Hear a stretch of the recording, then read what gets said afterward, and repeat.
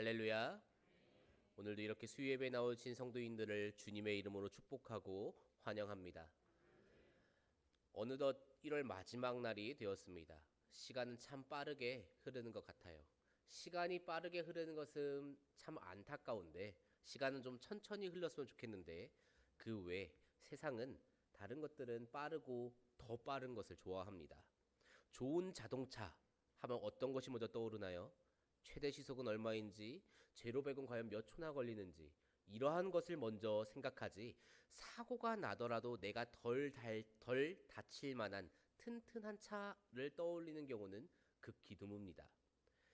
자격증은 얼마 만에 땄는지, 직장과 집의 거리는 몇 분 정도의 거리인지, 돈을 얼마나 단기간에 모을 수 있는지 등등 세상은 가능하면 빠르고 빠른 것을 선호합니다. 같은 조건이라면 빠른 것을 택합니다. 하지만 빠르면 모든 것이 다 좋던가요? 그렇지는 않습니다. 도리어 빠르기만 하고 방향이 어긋난다면 그것은 오히려 문제를 가져오기 충분합니다.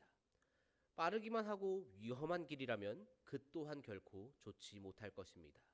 그래서 그런지 언젠가부턴가 세상에 속도보다 방향이라는 문구가 자주 사용되고 있는 것 같습니다. 오늘 말씀에 이삭과 리브가라는 부부가 등장합니다. 이 두 사람이 아이를 낳았습니다. 쌍둥이를 낳았죠. 큰아들 에서와 작은아들 야곱. 우리는 그 가족 사이에 일어난 일들을 잘 알고 있습니다. 에서를 이기기 위해 날마다 경쟁하고 빼앗던 야곱, 그러한 야곱을 증오하고 미워했던 에서. 오늘 그 가족에 일어난 사건을 통해 우리가 무엇을 보고 또 무엇을 배우고 느끼고 그리고 무엇을 결단해야 할지 나누는 시간이 되기를 소원합니다. 오늘 말씀을 통해서 우리가 가장 먼저 볼 수 있는 것은 먼저 움직인 리브가를 볼 수 있습니다. 야곱과 에서 사이에서 리브가는 어떠한 사람인가요? 그는 어머니입니다. 하지만 그 어머니 리브가가 한 역할은 무엇인가요? 야곱이 에서의 것을 빼앗아 갈 수 있도록 도운 가장 야곱에게 있어서는 절대적인 조력자였습니다. 창세기 25장 23절 말씀입니다.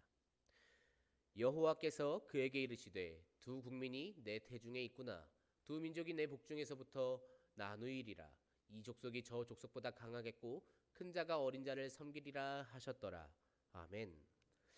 리브가가 태중의 쌍둥이를 품고 있을 때 하나님께서 말씀하시기를 큰 자가 어린 자를 섬기리라 라고 말씀하십니다. 두 형제를 보면서 자라나는 두 형제를 보면서 리브가는 알고 있었습니다. 큰 형인 에서가 작은 동생인 야곱을 섬길 것이다. 부모라면은 사실 자녀들 중에 누군가를 더 사랑해서는 안 될 겁니다. 저는 사실 차별받고 자랐다고 말을 하지만 저희 어머니께서는 항상 동일하게 사랑했다고 하시는데 부모라면 아마 동일하게 사랑하기 위해서 최선을 다할 겁니다. 그럼에도 불구하고 형을 더 사랑하는 이삭과 마치 그 이삭과 균형을 맞추려는 듯이 야곱을 더 사랑하는 리브가는 오늘 말씀에서 크나큰 문제를 가져오게 됩니다. 사실 여기서부터 이미 문제는 시작되었죠. 이 둘은 지금 이미 누구를 더 사랑한다라는 그 자체부터 내 마음이 가는 대로 행동을 하고 있습니다. 이때까지는 사실 작은 일이었겠지만 이삭이 에서를 더 사랑하고 리브가가 야곱을 더 사랑하는 것이 이때까지는 작은 일이었을지도 모르겠지만 나중엔 어떠한 결과를 낳게 될까요? 시간이 흐릅니다. 하나님 말씀대로라면 이제는 에서가 야곱을 섬길 때가 된 것 같습니다. 왜냐하면 이제 이삭이 늙었거든요. 이제는 이삭이 후계자를 정하고 유산을 물려줄 때가 되었습니다. 그런데 도무지 이 야곱이 에서를 뛰어넘을 가능성이 없어 보입니다. 에서는 매우 사냥을 잘합니다. 그래서 들에서 뛰어다니면서 짐승을 잡습니다. 반면에 야곱은 굉장히 조용합니다. 성경에서 말하기를 장막에 거주하였더라라고 말을 하고 에서는 들사람이 되었더라라고 이야기를 하고 있습니다. 우리가 이삭 집안의 일꾼들이라면 우리가 이삭 집안의 그 하인들이라면은 누가 어떤 아들이 이삭의 후계자가 되는 것을 더 좋게 볼까요? 누가 뭐라고 하더라도 당연히 에서죠. 큰아들이어서 안 그래도 큰아들이어서 먹고 들어가는 점수도 있을 텐데 이 에서는 남성적이고 강하고 활동적입니다. 한 부족의 리더가 되기에 충분해 보입니다. 물론 조용한 야곱을 좋아하는 사람도 있겠지만 대부분이 에서라고 생각하는 것이 이 당시 문화를 생각한다면, 잘 싸우고 필요에 따라서는 전쟁도 해야 되고 먹기 위해서는 사냥도 해야 하는 이 당시의 문화를 생각한다면 에서가 부족의 리더가 되는 것이 당연한 것이겠죠. 그러한 상황에서 이제 이삭이 에서를 축복하려 하는 것을 리브가가 알게 됩니다. 그러자 어떻게 행동합니까? 그 축복을 가로채게 만듭니다. 리브가의 행동이 과연 옳은 행동일까요? 리브가가 왜 이렇게 행동한 것입니까? 그녀는 알고 있었습니다. 하나님께서 계획하신 것, 하나님께서 원하시는 것은 이 큰아들 에서보다 야곱이 더 커져야 한다라는 것을 리브가는 알고 있었어요. 다른 건 다 봐주더라도, 에서가 더 사냥을 잘하고 뭐를 잘하고 이런 건 다 봐주더라도 이삭이 주는 그 축복만큼은 야곱이 받아야 했습니다. 이삭이 받은 복이 어떠한 복입니까? 그 후손이 번성하고 번성해서 큰 민족을 이루고 하나님께서 그들의 하나님이 되시겠다는 약속 아닙니까? 그들로 하여금 복의 그 근원이 나올 것이라는 그 약속 아니었습니까? 그런데 지금 이삭이 그 복을, 그 언약의 복을 에서에게 주려고 하고 있습니다. 다른 건 몰라도 이것만큼은 야곱에게로 돌아가야만 에서가 야곱을 섬길 것만 같습니다. 그래서 리브가가 어떻게 합니까? 있는 힘을 다해서 이삭의 계획을 망치기로 작정합니다. 비록 자신의 남편이고 자신의 큰 아들이지만 하나님의 계획하심을 위해 자신이 못난 사람이 되기로 작정합니다. 굉장한 헌신이고 희생이고 믿음인가요? 그렇지 않다는 것이죠. 신앙생활을 하다 보면 때때로 이러한 오류에 빠집니다. 우리는 분명히 하나님을 위해서 일했습니다. 하나님을 위해서 교사로 헌신하고 찬양팀으로 헌신하고 운전하는 것을 헌신하고 여러 가지 모양으로 헌신을 했는데 나중에 가서 보니 그것이 하나님을 위한 일이 아니라 나를 위한 일이었을 때가 종종 있곤 합니다. 하나님을 위해서 했다고 생각했지만 알고 보니 나를 위해서 했던 일, 하나님의 의가 아니라 나의 의를 드러냈던 일, 사실 신앙생활을 하며 한두 번 보는 것이 아닙니다. 그렇게 되면 꼭 무언가 문제가 생기게 됩니다. 우리가 여기서 알 수 있는 것은 제 아무리 하나님께서 하신 약속일지라도 하나님께서 말씀하셨을지라도 그 주체가 내가 된다면, 주체가 자기 자신이 된다면 이렇게 되기 쉽다라는 것입니다. 내 생각이 하나님보다 앞서 나갈 때 그것은 하나님 나라를 위한 사역이 아니라 나를 위한 일이 되는 것입니다. 아직 하나님께서 일하고 계시지 않는다면 우리가 보여야 하는 것은 하나님보다 먼저 움직이는 것이 아니라 하나님의 그때를 인내하며 기다리는 것인 줄로 믿습니다.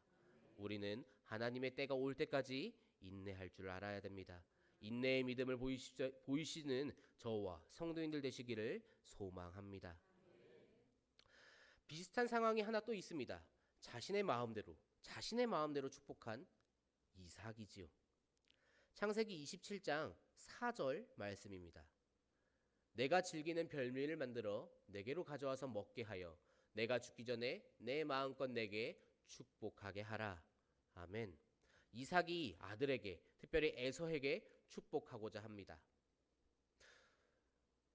리브가가 쌍둥이를 품고 있을 때, 아직 임신 중에 있을 때 하나님께서 리브가에게 하신 그 말씀에 대해서 리브가가 이삭과 나누지 않은 것인지, 아니면 이삭이 지금 전력을 다해서 하나님의 뜻을 부정하는 것인지 철저하게 에서만 바라보고 있습니다.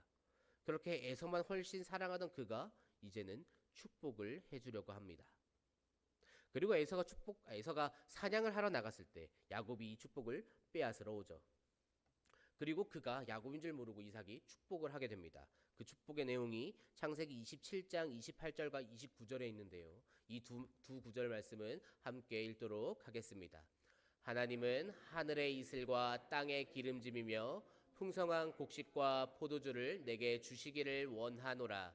만민이 너를 섬기고 열국이 내게 굴복하리니 내가 형제들의 주가 되고 내 어머니의 아들들이 내게 굴복하며 너를 저주하는 자는 저주를 받고 너를 축복하는 자는 복을 받기를 원하노라. 아멘. 이삭의 축복이 야곱에게 주어집니다. 이제 야곱을 중심으로 이루어지는 이야기, 그리고 그러한 사건들만 일어나야 할 것 같습니다. 아브라함의 축복이 이삭에게, 그리고 이 이삭의 축복이 야곱에게 계승되고 있기 때문이죠. 그런데 생각한 것과는 조금 다르게 이야기가 흘러갑니다. 이 뒤에 벌어지는 일이 우리가 오늘 읽었던 41절 말씀입니다. 그의 아버지가 야곱에게 축복한 그 축복으로 말미암아 에서가 야곱을 미워하여 심중에 이르기를 아버지를 곡할 때가 가까웠은즉 내가 내 아우 야곱을 죽이리라 하였더니. 아멘. 복을 받은 이삭의 축복을 받은 그 야곱을 에서가 죽이겠다 합니다. 동생임에도 불구하고 배가 다른 동생도 아니고 친동생임에도 불구하고 그를 죽이기로 작정하죠. 사랑하는 성도 여러분, 하나님의 뜻이라는 것은 알았건 몰랐건 내 행동이 하나님보다 앞서 나가기 시작하면 문제가 터집니다. 아브라함을 잠시 생각해 볼까요? 아들을 주시겠다고 하나님께서 약속하셨습니다. 그런데 시간이 흘러도 아들이 생기지 않습니다. 그러자 아브라함이 보인 것이 믿음으로 인내하며 기다린 것입니까? 그러지 않았습니다. 그가 스스로 행동을 하게 됩니다. 그 결과 누구를 얻습니까? 이스마엘을 얻게 됩니다. 이것이 과연 복된 일일까요? 리브가의 행동도 그러합니다. 하나님께서 약속하셨습니다. 큰 자가 작을 것을 섬길 것이다. 그런데 그럴 일이 보이지 않습니다. 그래서 그럴 만한 상황이 생기게끔 야곱이 축복을 훔쳐가게 만들어 봅니다. 이러한 관점에서 본다면 지금 이 이삭의 축복은 어떨까요? 언뜻 보면 이삭에게는 아무런 잘못이 없습니다. 그저 나이가 들어서 앞을 잘 보지 못하였을 뿐 이제 곧 죽을 것 같으니까 자신이 가지고 있는 그 언약 이거 아들에게 물려주고 자신은 이 세상을 떠날 준비를 하려는 그것이 과연 무엇이 문제가 될까요 싶지만 이삭의 축복을 다시 한번 들여다보면요. 풍성한 곡식과 포도주를 내게 주시기로 원하노라. 만민이 너를 섬기고 열국인에게 굴복하리니 라는 축복을 야곱에게 해주었습니다. 이 어디가 하나님께서 아브라함에게 주신 언약입니까? 하나님은 아브라함에게 저러한 복을 주신 적이 없습니다. 이삭의 마음이 앞서간 철저하게 이삭 개인의 욕망이 들어간 축복이죠.